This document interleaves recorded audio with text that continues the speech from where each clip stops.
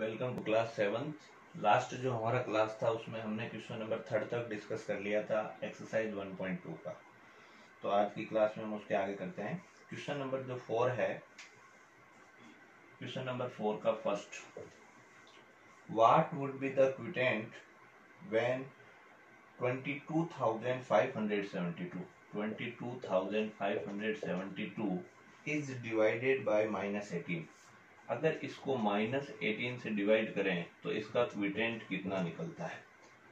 तो आप ये चीज नोटिस करेंगे कि दोनों डिवाइड में है और यहाँ पर आप माइनस का चिन्ह देखेंगे तो वो सिंगल है, यानी माइनस एक ही जगह पे है। तो इसका जो भी आंसर होगा वो आंसर माइनस का होगा। अब हमको सिर्फ 18 से इसको डिवाइड करना है। तो 18 की टेबल से डिवाइड करना है 22,572 को। 18 की टेबल में 22 से कम वन टाइम में 18, सब्ट्रैक्ट करने पर आएगा 4, 5 को यहाँ नीचे लेंगे तो 45, 18 2 जा 36, माइनस करने पर आएगा 9, 7 को नीचे लेंगे यहाँ पर होगा 97, 18 5 जा 90, माइनस करने पर आएगा 7, फिर इस 2 को यहाँ साइड में लेंगे तो 72, 18 4 जा 72, यानी इसको डिवाइड करने पर आएगा 1254। लेकिन ये 1254 माइनस का होगा, यानी यहाँ आएगा माइनस का 1254। सो क्विटेंट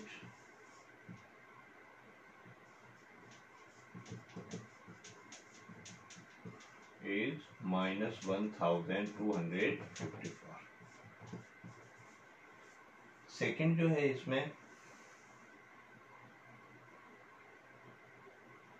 सेकंड जो है इसमें आपको क्या फाइंड करना है, डिवाइडेंड फाइंड करना है। यानी जिस नंबर को डिवाइड करना है वही मिसिंग है और उस नंबर को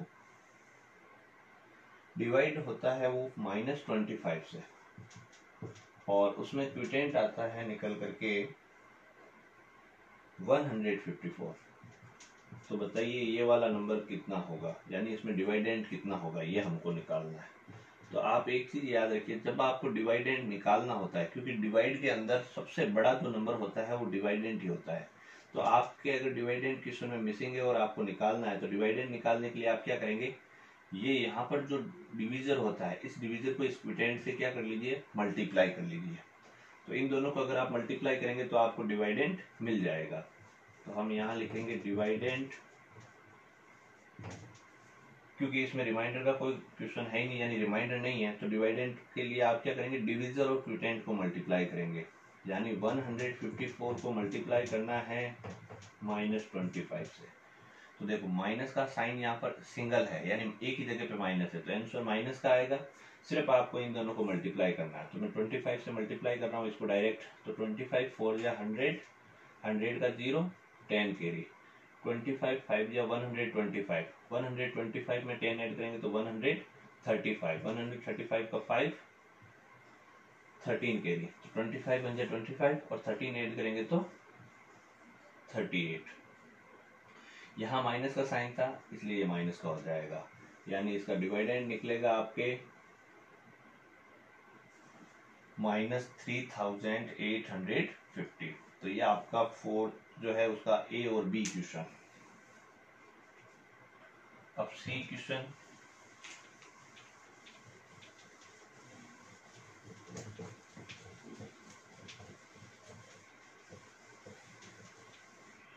सी क्वेश्चन में, सी क्वेश्चन जो है when 3500, तो ये 3500 is divided by any number, is divided by a number x, ये नंबर किसी x जो हमारे लिए अननोन है उससे डिवाइड हो रहा है, एंड क्विटेंट इज -125, और इसका हमको क्विटेंट दिया हुआ माइनस का 125, then find the value of x। तो बताइए ये नंबर कितना होगा। तो आपको डिवाइडेंट निकालना होता है तब तो आपको मल्टीप्लाई करना है इन दो का, और अगर इन दोनों में से कोई मिसिंग हो और आपको फाइंड करना हो तो उसके लिए आप क्या करें, डिवाइडेंट से जो आपको नंबर गिवन होता है उसको डिवाइड कर दीजिए। यानी अपन इसमें ऐसे लिखेंगे एक्स निकालना हमको, क्योंकि ये दोनों नंबर तो इससे छोटे होंगे। तो एक्स निकालने के लिए आप क्या करो, 3500 है उसको डिवाइड करना है -125 से। इसमें एक चीज आप नोटिस करेंगे कि माइनस का साइन एक ही जगह पे है, यानी आंसर इसका माइनस का आएगा।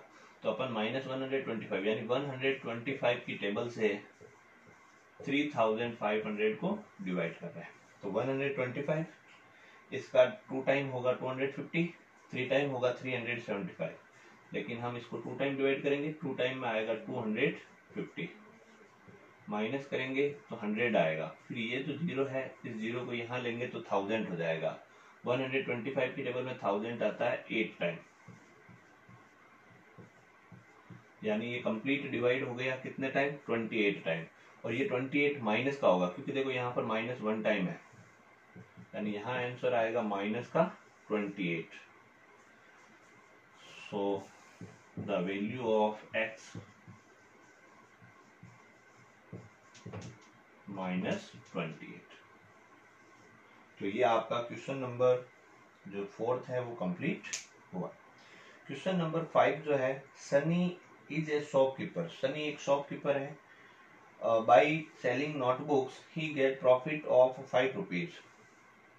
तो नोटबुक जब सेल करता है वो, क्वेश्चन 5th में, तो नोटबुक सेल करने पर उसको प्रॉफिट मिलता है। प्रॉफिट का मतलब वो कमाई करता है 5 रुपीज की। जब प्रॉफिट होता है तो अपन अपने पास में जो बैलेंस है वो बढ़ता है। And by selling old pen he got loss of 1 rupees. और उसके पास में कुछ पुराने पेन पड़े हैं, और जब वो उनको सेल करता है तो हर पेन के साथ में उसको लॉस होता है 1 रुपीज का। तो लॉस होता है तो हमारा जो बैलेंस है वो कम होता है, यानी हमको नुकसान होता है, तो हम उसके साथ में माइनस का साइन लगाएंगे। In a month he earn 185 rupees profit. तो उसने अर्निंग किया है 185 rupees profit. If he sold 75 old pen, find the number of books sold, notebook sold. अगर उसने 75 ओल्ड पेन बेचे हैं तो बताइए कि उसने बुक्स कितनी सेल की है।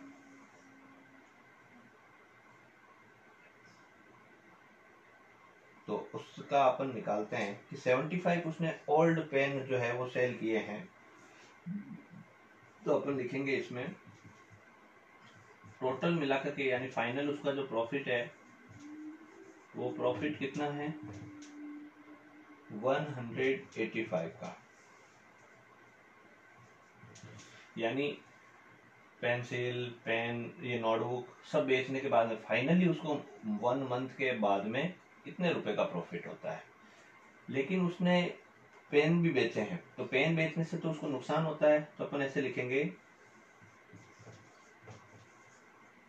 Total loss by selling 75 old pens. 1 pen बेचने पर उसको 1 रुपीज का नुकसान होता है, यानी -1 रुपीज। तो उसने 75 पेन सेल किए, तो आंसर होगा -75 रुपीज, यानी उसने 75 रुपीज का तो नुकसान हो गया। तो अब उसने वैसे टोटल अर्निंग कितनी की थी, ये तो उसका प्रॉफिट था, यानी इतनी तो उसने कमाई की। लेकिन वैसे उसके पास में कितने रुपए आए थे नोटबुक सेल करने से। नोटबुक सेल करने से उसके पास में कितने आए थे, यानी उसकी टोटल अर्निंग। देखो ये तो नुकसान हुआ है, अगर ये नुकसान नहीं होता तो वो टोटल उसकी अर्निंग रहती। तो टोटल अर्निंग जो होगी, देखो ये तो उसके पास अभी भी है, और कितने रुपए जो नुकसान हुए, अगर ये 75 भी उसके पास होते तो टोटल मिलाकर के उसको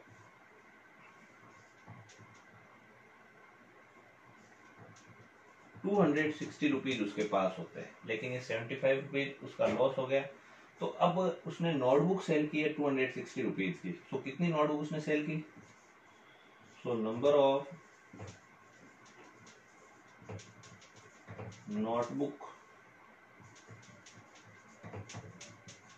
सेल कितनी नोटबुक सेल की, तो नोटबुक से उसने 260 रुपीज का प्रॉफिट कमाया, और वन नोटबुक जो होता है उससे 5 रुपीज का प्रॉफिट होता है। तो 5 से इसको आप डिवाइड करेंगे,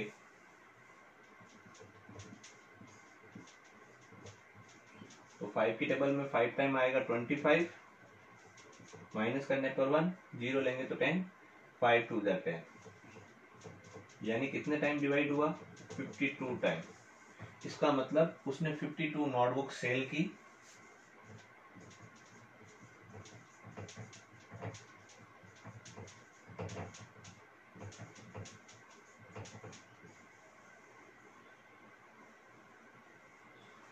नोटबुक सेल करने से वैसे उसको प्रॉफिट होना था 260 रुपीज का, लेकिन नोटबुक के साथ साथ उसने पेन भी सेल किए, और कितने पेन सेल किए, 75 पेन, और हर पेन के साथ में उसको 1 रुपीज का लॉस होता गया। तो जो 260 रुपीज उसने नोटबुक के अंदर टोटल प्रॉफिट कमाया था, उसमें से 75 रुपीज का लॉस पेन सेल करने के कारण हो गया, यानी वो 260 रुपीज में से 75 उसके लेस करने पड़ेंगे, तो पीछे बचता है 185, यानी उसका जो एक्चुअल प्रॉफिट है वो प्रॉफिट तो रहेगा 185, लेकिन पेन से उसने प्रॉफिट कितना कमाया, 260 का, लेकिन पेन नोटबुक से ये कमाया 260, पेन बेचने से उसको नुकसान हुआ 75 का। अगर ये नुकसान नहीं होता तो रियल में वो इतने प्रॉफिट कमाता। तो 260 रुपीज के उसने पेन सेल किए, तो कितने पेन सेल किए, वन नोटबुक पे उसको 5 रुपीज का प्रॉफिट होता है, तो हमको नंबर ऑफ नोटबुक्स निकालने हैं यहाँ पे, सॉरी।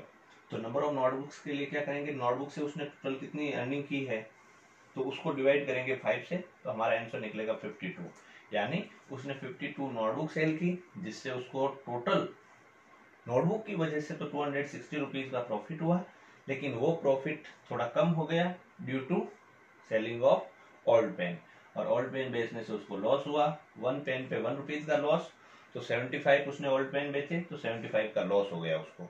तो 260 जो प्रॉफिट होना चाहिए था उसमें से 75 लेस करेंगे, तो पीछे बचता है 185, ये प्रॉफिट उसके पास में अभी है। तो ये हमारा क्वेश्चन नंबर 5। क्वेश्चन नंबर जो 6 रहेगा,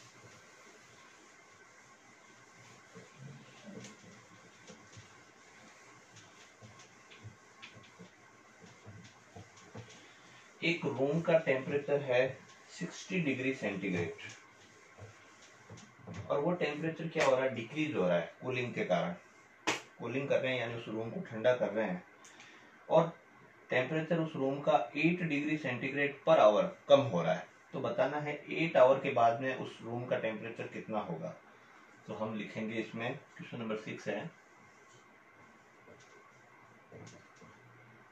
स्टार्टिंग टेम्परेचर, स्टार्टिंग में कितना टेम्परेचर है of room 60 degree centigrade, rate of temperature decrease, temperature किस रेट से कम हो रहा है, तो जब टेम्परेचर कम होता है तो माइनस का साइन लगाऊंगा, 8 degree centigrade per hour, so total temperature decrease in 8 hour. तो 1 आवर में उसको 8 डिग्री सेंटीग्रेड कम होता है, तो 8 डिग्री सेंटीग्रेड इसको 8 से मल्टीप्लाई करेंगे तो माइनस का 64 डिग्री सेंटीग्रेड, यानी इतना टेम्परेचर उसका कम हो गया। सो फाइनल टेम्परेचर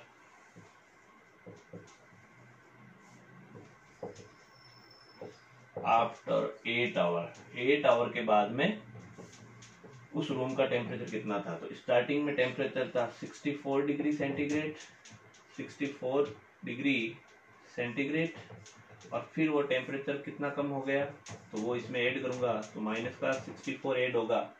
अब देखेंगे यहाँ प्लस माइनस अपोजिट साइन है, तो 64 डिग्री सेंटीग्रेड माइनस 60, यहाँ माइनस करेंगे 60 में से, तो 60 degree centigrade minus 64 degree centigrade, तो 60 में से 64 माइनस करेंगे तो आएगा माइनस का 4 डिग्री सेंटीग्रेड, यानी 8 आवर के बाद में उस रूम का जो टेम्परेचर होगा वो -4 डिग्री सेंटीग्रेड। -4 का मतलब 0 से भी 4 डिग्री कम, और 0 से 4 डिग्री कम होने का मतलब आपको मालूम है कि 0 से टेम्परेचर जैसे ही कम होगा वो जो रूम है वो बहुत ज़्यादा कूल हो जाएगा, इतना कूल कि वहाँ पर पानी भी जो है वो आइस में कन्वर्ट होना लग जाएगा, क्योंकि 0 से छोटा जो होता है यानी 0 से टेम्परेचर कम होने पर वो फ्रीजिंग होने लगेगा।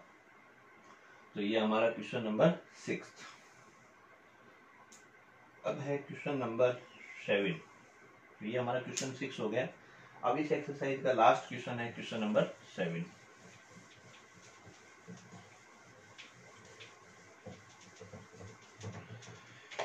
इन ए मैथ्स टेस्ट, क्वेश्चन नंबर 7 में एक मैथ्स का टेस्ट है जिसमें टोटल क्वेश्चन है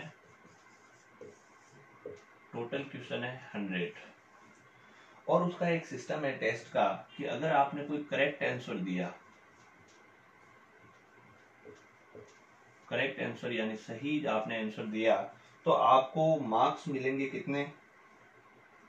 3 मार्क्स मिलेंगे, यानी आपको जो है वो स्कोरिंग ऐड होगा या प्लस होगा। और अगर आपने इनकरेक्ट किया कोई क्वेश्चन, इनकरेक्ट मतलब अगर आपसे वो क्वेश्चन गलत हो गया तो उस समय आपके जो भी स्कोर है उसमें से नंबर कट कर लेंगे, यानी और कितना कट करेंगे? -1। अगर आपका क्वेश्चन रॉन्ग हुआ तो टोटल टेस्ट में क्वेश्चन है 100, आप अगर उस टेस्ट का कोई भी क्वेश्चन सही करते हैं यानी राइट करते हैं तो उसका आपको 3 मार्क्स मिलेगा। और बाय चांस अगर आपसे क्वेश्चन रॉन्ग हो गया तो उस समय आपका जो भी टोटल मार्क्स होंगे उसमें से 1 मार्क्स कट कर लिया जाएगा, जो आपका पनिशमेंट रहेगा कि आप क्वेश्चन राइट करते हैं तो आपको 3 मार्क्स मिलेंगे, अगर क्वेश्चन गलत हो जाता है, रॉन्ग हो जाता है तो आपका 1 मार्क्स कट कर लिया जाएगा। Johnny score 190। जॉनी ने क्या किया, ये सब टेस्ट देने के बाद में स्कोर जो है उसका या टोटल मार्क्स ऑफ जॉनी के कितने मार्क्स है? Total 190 marks. इसके 190 मार्क्स आए और इसने टोटल करेक्ट आंसर यानी इसके टोटल करेक्ट जो आंसर है वो है 70। तो 70 इसने करेक्ट किए, तो 70 के अकॉर्डिंग इसको टोटल मार्क्स कितने मिलने चाहिए?